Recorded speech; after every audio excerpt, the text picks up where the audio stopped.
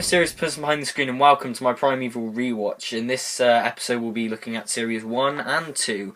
Originally, I was going to do one for each series, but I realised these are very similar in a lot of respects, and Series 3 is a different beast entirely, and Series 4 and 5 are, again, really similar in a lot of respects. In fact, they basically are the same series. So we'll just be going over Series 4 and 5, and 5? No, Series 1 and 2 in this video. Now, I found Series 1 on this recent rewatch rather frustrating to watch, actually, and it's not anything to do with it itself.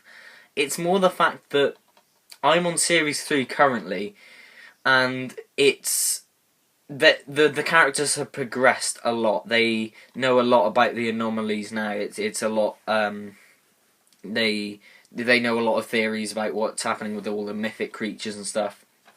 But in this one, all they know is they're appearing and there's dinosaurs coming out, and it's kind of frustrating to watch the first episode in particular, because you're just like, it's that they have something to do with this artifact, and Helen's involved, and they can be locked. Get it quick. But I did enjoy this first series. It is probably the weakest, I would say, out of them all. But then again, I really need to go back and watch 4 and 5 because I haven't seen those in ages. Oh god. And my opinion might be different on those. But my favourite episode is definitely the one with Tom, which is episode 4. Not only is it a fun sort of creature of the week thing with the dodos coming out, and there's that shot with Cutter in a room with loads of them, and he's just like, well, they all just huddle around him, But it's also a really good character episode for Connor and his friends, and of course Tom dies. It's probably my favourite moment in the series with the music, which was again used in Series 2 when at the end when Cutter finally lets go of Claudia Brown and rips up the picture, and also when he goes and visits Jenny. But what I did notice is Series 1 and 2, they are quite dated. It's still great, but what I'm talking about is they're 10 years old this year, and the music choices are questionable, shall we say. Example, like when Abby's in her home, you just hear this really techno music, and it's just, oh Jesus, mid-2000s there. And also in Series 2, I forget the scene now, but there's one scene when the music does not fit at all, and it's just like, that's dated horribly. But interestingly, Series 1 is the one that was least tampered with when it came for the DVD, because we'll get onto this mainly in Series 3, but each one of these were tampered with from their broadcast versions because of music clearance issues. The only real thing that's affected Series 1 is I think maybe some music tracks have been replaced, but nothing major, like background music, as I say, when Abby's in her home. But the only thing that's majorly been affected is, apparently in the broadcast versions, I wasn't there to watch the broadcast versions, but apparently the credit music was all Sparks by editors, and in this one they've just replaced it with the Primeval theme.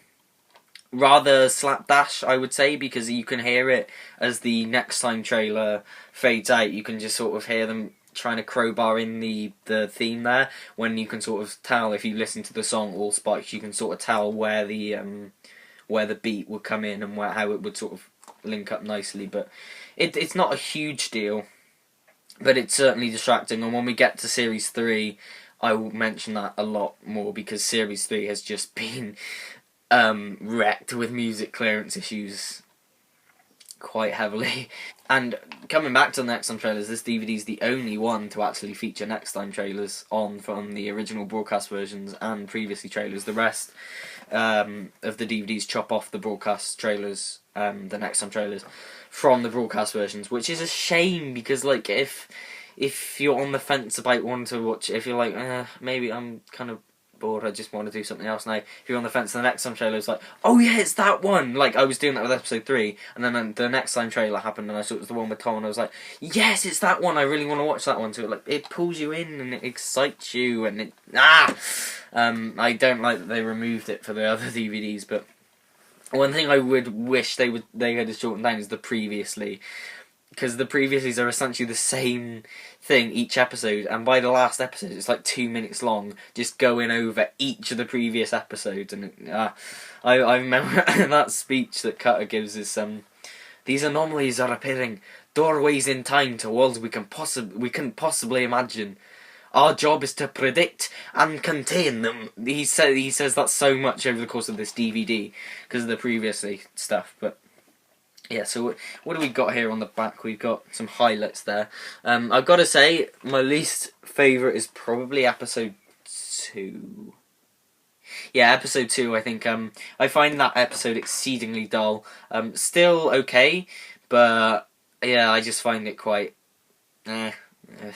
Also, I'm glad they got rid of the love triangle between Stephen, Abby and Connor pretty quickly after this. It's gone after episode 3 pretty much. And I'm quite glad they did, because I didn't care for that storyline at all. It's sort of crowbarred in there, and they didn't bring it up even in series 2. Even when Stephen dies in series 2, there's not even so much of a reaction shot from Abby or anything. It's not. She got over it pretty quickly. It's good. I didn't like that storyline at all. The CGI is dated, but in a good way. Like, there are some shots that still look really, really good. It's clear it didn't have the highest budget in the world, but for the time it was made, 10 years ago, and for what it is, they did a pretty good job. And honestly, the favourite thing about Series 1 is just watching the characters sort of, grow and progress and learn about these anomalies, even though I did say it was frustrating to watch, and it is, but then again, you're kind of like, this is kind of fun to watch as well. It's a weird one. I really liked the episode with the pterodons, basically giant pterodactyls, pretty much. I really like that episode, although the guy at the beginning, oh my god, that's another example of dated music appearing in there. The guy at the beginning, he's just like, Tiger Woods, eat your heart out. And playing golf. I'm glad he gets eaten quick.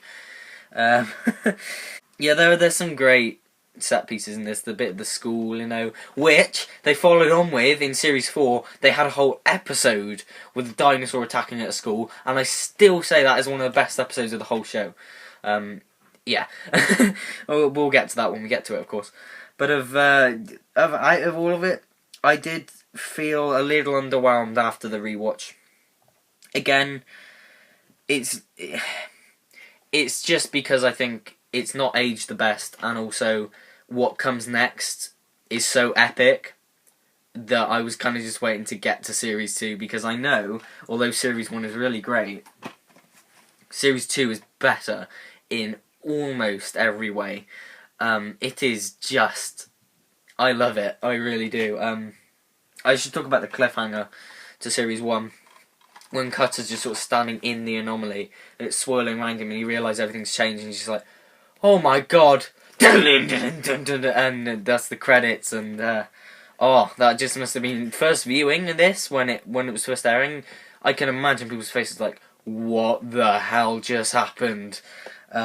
Great cliffhanger, if I do say so myself. And a great resolution to it, I think, in Series 2. Episode 1 is up there with the best of Primeval. Raptors in it. It is the Raptors one in episode 1, isn't it? Yeah, because episode 2 is the worms. But the raptors in the shopping mall, that is such an inventive sort of set piece. And the fact that it's just the whole episode them in the shopping mall with hunting for raptors hunting them.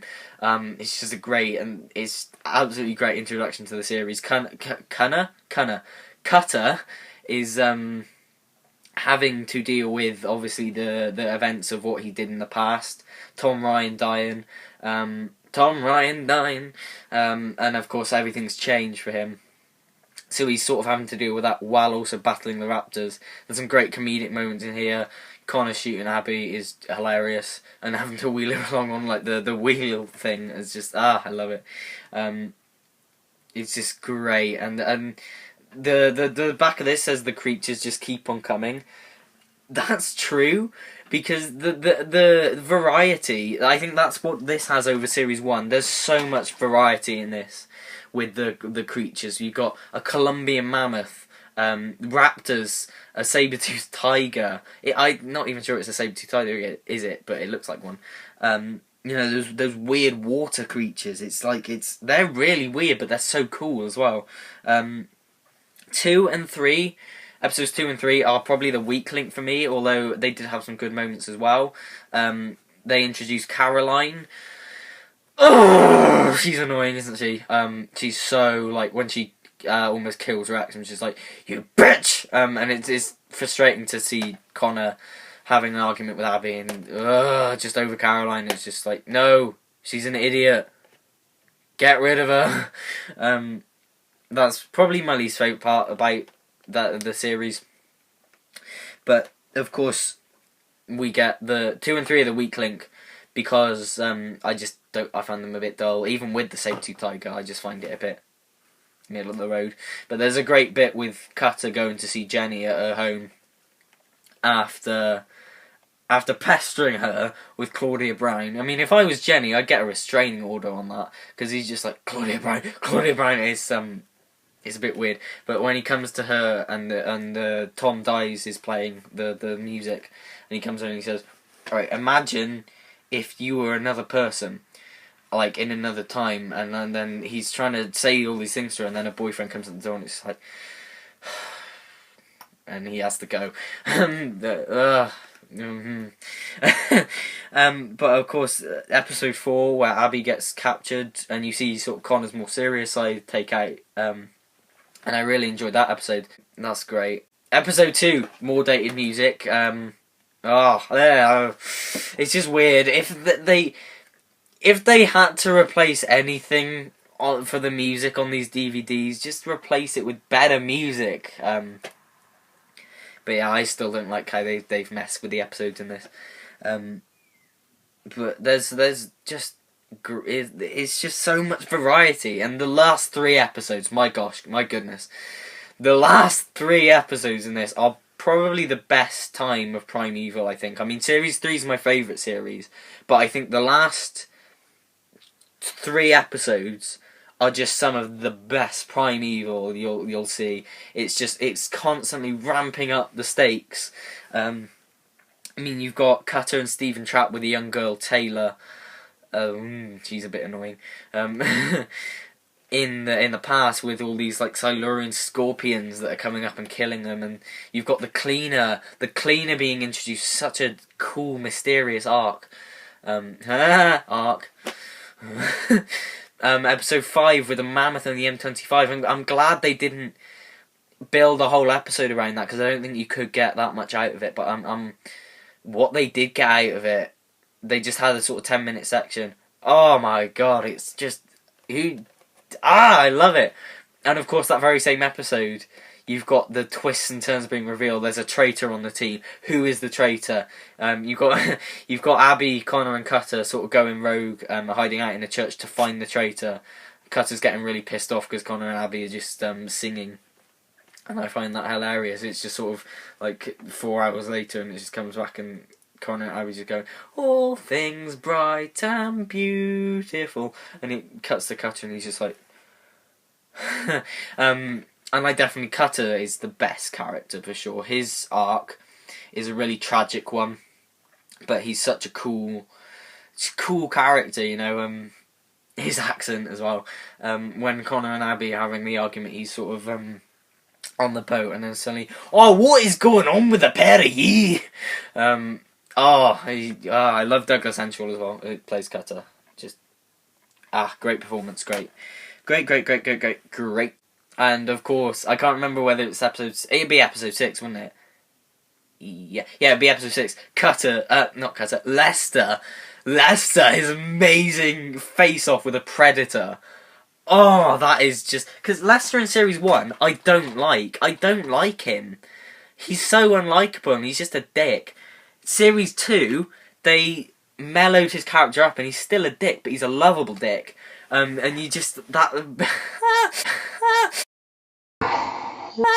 That bit where he faces off against he just gets a machine gun, because you'd expect him, a guy like that, to be screaming and be a wimp in the face of the creatures. No, he grabs a machine gun and just kills the predator.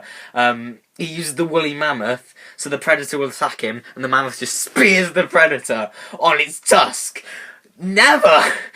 Oh, that's why I like Primeval, just so epic situations like that. And Lester, oh, such a badass. So badass, so badass. And then the last episode, where Stephen dies. I've never liked Stephen that much in either of the series. I've never liked Stephen. So when he died, I didn't feel that much of an emotional connection. But I do.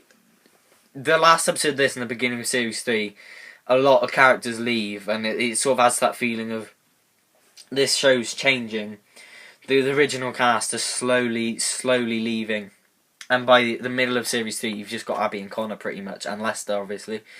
And that's sad to me. But at the same time, the scene where Stephen does die is really quite sad, because you see he's being manipulated by Helen, and it's not his fault. It's not his fault that he became unlikable. It's because Helen's been manipulating him so much, and it's just tragic when he dies. And Cutter at the door, open the door, open the door, and his last words are like, tell Connor and Abby, stay out of trouble. I really like that a lot. So yeah, Series 2 is better than 1 by a mile. They're both great, and I love Primeval. Let's talk about Jenny quickly, actually, before I wrap this up, because this is getting quite long. I find there's little to no difference between the character of Claudia and Jenny. In fact, when I sometimes get confused between the two, to be honest. Like, I sometimes refer to Claudia as Jenny and vice versa, and it's just a bit... For me, there's barely a difference.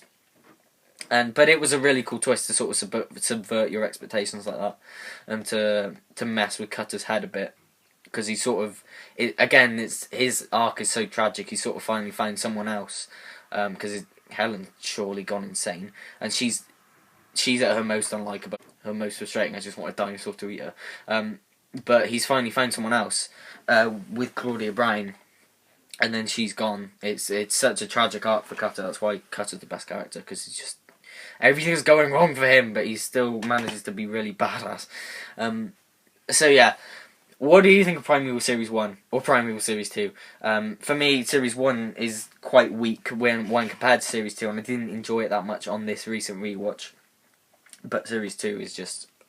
I love it to bits.